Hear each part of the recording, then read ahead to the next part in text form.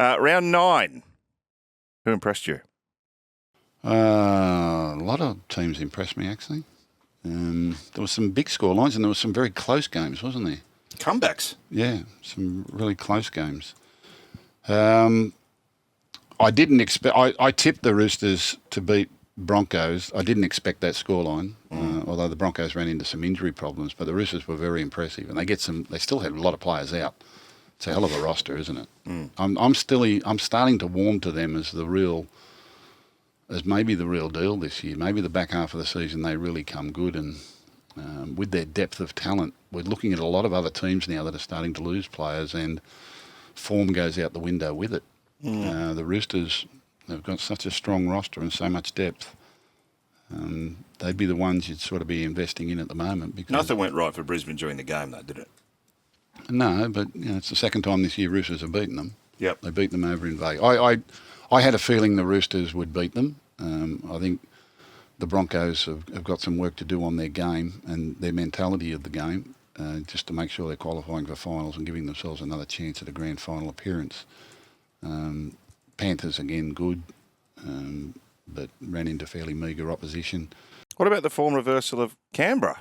Yeah, well, that's incredible. They looked like they were going to get beat by 1,000 after 10 minutes. Well, it was 20-0, and I reckon Manly had bombed a couple, and we're kind of going through... Manly were sort of in that phase where thinking, well, we can score whenever we like, and got a little bit flippant with it. And I think Tommy dropped one, Stone Cold dropped one, and then someone else dropped one. And then Canberra got that intercept just before half-time. And I'm sitting on the lounge and I said, you know what? I've seen this before.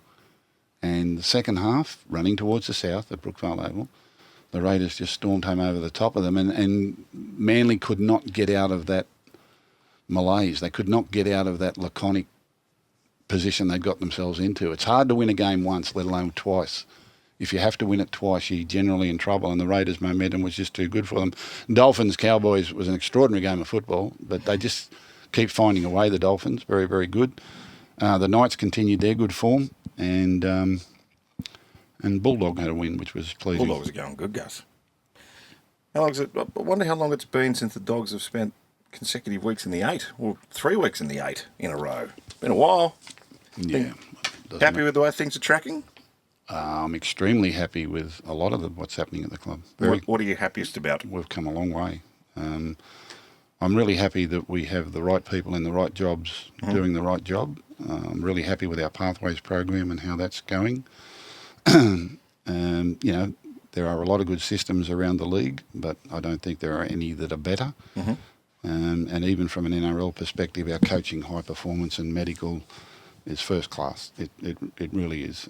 There are other great systems around, but I will say none better.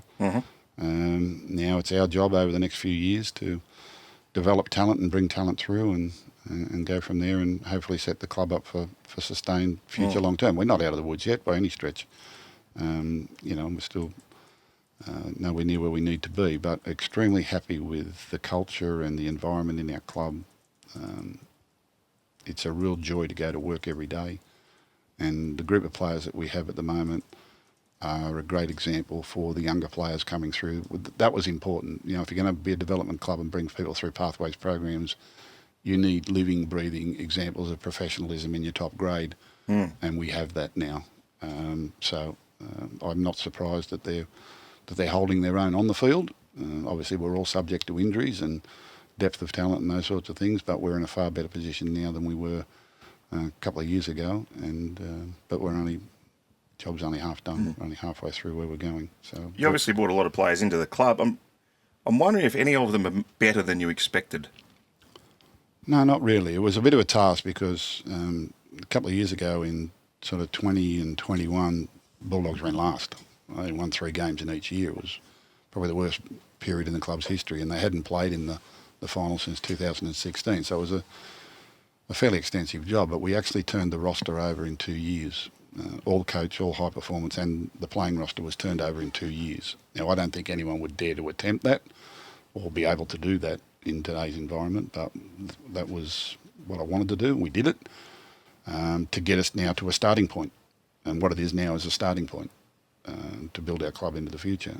So I'm extremely happy with how that's gone. There was a fair bit of pain involved with that, And there were some really dark moments last year, but their club's now going through only half the injury situation that we faced last year. We were vulnerable last year, and then we had a terrible injury run, just made it worse and worse. And it was awful going on.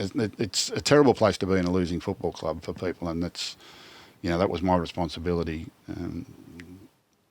during that period to keep everything together, because it was my decision that we go through that. It's hard to walk into a club and to a board of directors, where your club's run last 2 years in a row and said, we've got to go backwards to go forward. There's not too much going backwards from running last in the comp. So, but we managed to find a way.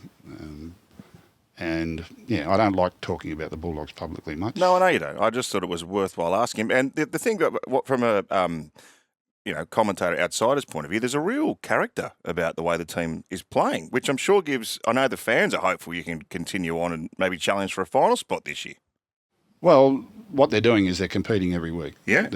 If you saw the way they train during the off-season and the way they're preparing each and every week, as I said, coaching, high performance and medical-wise, our board of directors now is extremely strong and they've done a wonderful job. Management in the club, the whole club is a completely different environment to what it was when I first arrived. And remembering too that was at the back end of COVID, so there had been a lot of difficulties for all clubs.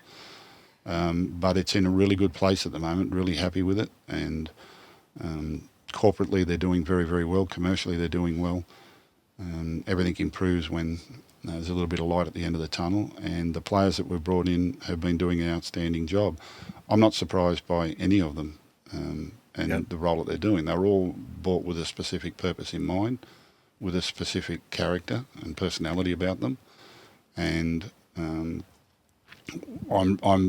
as I say, to these players that we've brought in, as it was a number of years ago when we did similar things, it's I'm indebted to those sorts of people for the rest of their careers and the rest of their life. It's just the players took a gamble with their careers to come to the Bulldogs at this time, and that's something I'll never forget.